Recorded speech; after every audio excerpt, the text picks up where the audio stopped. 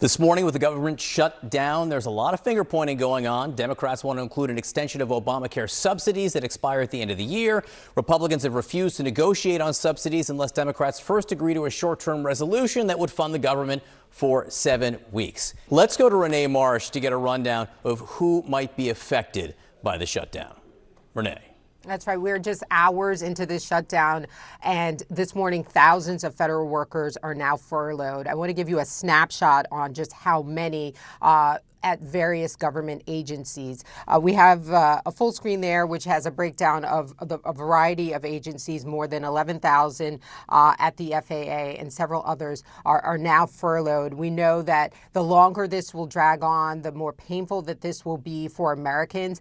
There are essential programs and services that will continue despite the shutdown: Social Security and Medicare benefits, unemployment, jobless benefits, the National Weather Service forecast and warnings that will continue, Veterans Medical Services, ICE immigration enforcement, Custom and Border Protection, and TSA are all considered essential employees. So they will have to continue to work without pay for the duration of this. And the same goes for air traffic controllers. So if you have a flight right now, you should be okay. But there's a caveat. The longer things drag out, circumstances may change. John, I covered the 2018 to 2019 shutdown, and that lasted 35 days. And we saw TSA and air traffic controllers call out sick after missing multiple paychecks, and that sparked delays at airports across the country. So again, depends on how long this lasts. Passports and visas will still be processed, but that may take longer. IRS operations will continue, and so will mail delivery. But here is what is compromised. Portions of national parks and services will shut down. At the FDA, no new drug applications, some monitoring will be compromised. And the program that serves millions, Special Supplemental Nutrition Program for Women, Infants, and Children, also known as WIC, we understand and are hearing from people this morning that that program has about a week's worth of money, possibly two. After that, women, children, newly pregnant women with infants may not have access to nutritious foods. So lots at stake here. Again, John, just depending on just how long this shutdown drags out.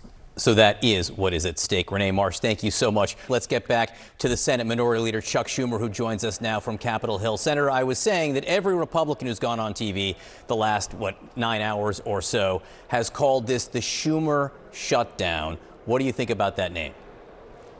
Well, it's really the Trump shutdown. Let me say something to you, John, that Republicans thought that they could barrel us into a shutdown because they didn't want to protect the health care of the American people. Well, now they've seen they can't bully us, they can't barrel us. They don't have the votes to push their partisan bill through that did nothing to protect American health care. So the solution now is for both sides to sit down and come to an agreement that protects American health care.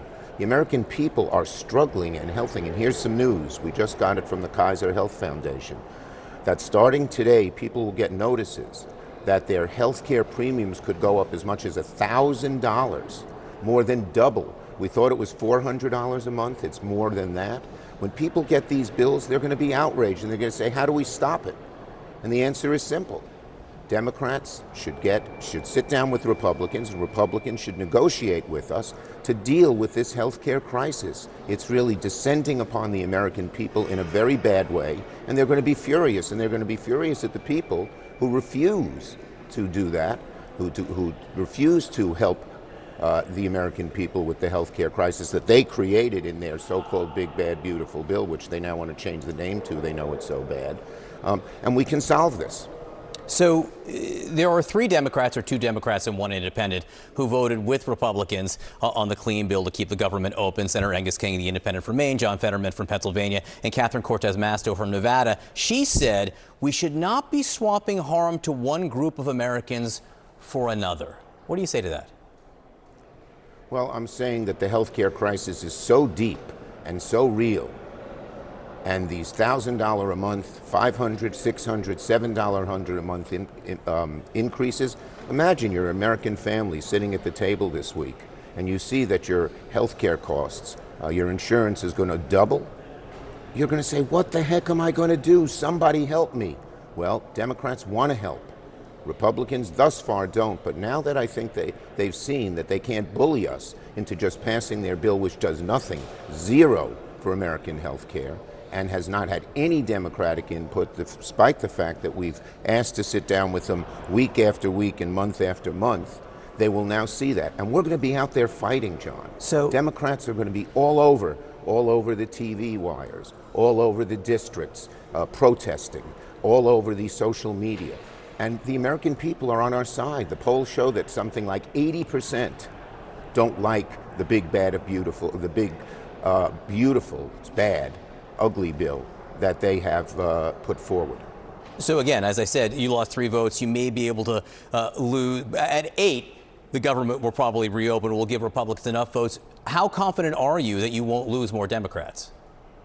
Our caucus is resolute that we have to solve this health care crisis. That's our job. When something really afflicts the American people so badly, it's the job of senators on both sides of the aisle to come together. And here's what we hope. Now that the Republicans have seen they don't have the votes, they've done it twice, they will sit down and negotiate in good faith. Even when we talked to President Trump at the White House, he knew that the increases, these dramatic increases in people's health care insurance was going to hurt him. And he said that. So I think there's an opening for them to sit down with us. So in terms of an opening, in terms of an off-ramp, Vice President J.D. Vance, just like 5 minutes ago in one of his own TV interviews, said that he's willing to go to the Capitol to talk to Chuck Schumer and Senate Democrats about premium support for the Affordable Health Care Act, but only after the reopening of the government. So what do you say to that? That he'll have the discussion, but after you vote yes? They've had since March to do this. We've asked them to vote on it 3 times, the Republican senators, and all 3 times they voted no. We need a real answer now. If they kick the can down the road, you know, as Martin Luther King once said, Senior, later means never. They know this is a crisis. They keep, they don't want to talk about it, so they keep putting up this false stuff that undocumented immigrants will get this. No, the law is clear that no Medicaid, no Medicare, no ACA can go to any undocumented immigrants, but they keep bringing that up because they're afraid to talk about the real issue. Talk about it now. One of the things that Republicans are also doing, and they're doing in the White House press briefing, it's a running sound of Democrats talking about shutdowns in the past, including sound of you. This is the type of thing you've said about shutdowns in the past. Let's listen. What if I persuaded my caucus to say I'm going to shut the government down, I'm going to not pay our bills unless I get my way? It's a politics of idiocy, of confrontation, of paralysis. Shutting down government over a policy difference is self-defeating. We can never hold American workers hostage again. While the CR bill is very bad, the potential for a shutdown has consequences for America that are much, much worse. Therefore, I will vote to keep the government open and not shut it down. That was you 3 times in the past. Go ahead. What's different this time? Yeah, that was in March, John, before they had done these horrible things to health care, before they had introduced these rescissions which would allow them to ignore the budget process. And the bottom line is, when I was majority leader, we had 13 times to vote on a budget. Do you know why there was no shutdown? We sat and negotiated with the Republicans every time. They got some things, we got some things. They did not negotiate at all. They refused, despite repeated entreaties by Hakeem and me, to go to the White House to sit down with Thune and Johnson. Look, if you want to know who wants a shutdown, look at the House. Johnson had the House adjourn all this week. So they couldn't even if the Senate had come up with a solution, they couldn't vote on it. But now that they've seen they can't bludgeon us, they can't roll us, hopefully they're going to sit down and negotiate now, not kick the can down the road, which they've done. It's been 45 days, 45 days, 45 days, and they've never done anything. The senators, everyone in Congress right now on the Republican side is really pointing the finger squarely at you personally. And one of the things they're saying is this is about politics in New York, that you might face a primary from Congresswoman Alexandria Ocasio-Cortez. And she was actually asked about this last night. Listen to what she says.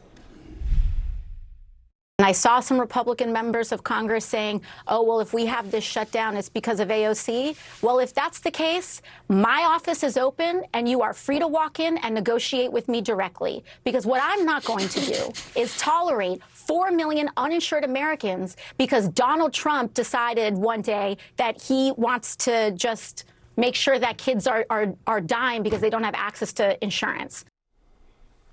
What about the politics on the left here, Senator? I agree with her. The politics is with the American people. The American people are getting clobbered by these bad health care decisions by the Republicans. And it is up to the Republicans and Trump to do it. Our motivation, my motivation, is to do my job. When people are having a real crisis, when they're seeing their health care premiums go up close to $1,000, when it's not only the people on ACA but everyone else's premiums who will go up as well, our job is to protect them. That's what we're doing. The way out is bipartisan negotiations. We hope the Republicans will do that soon and now. Thank you for being with us.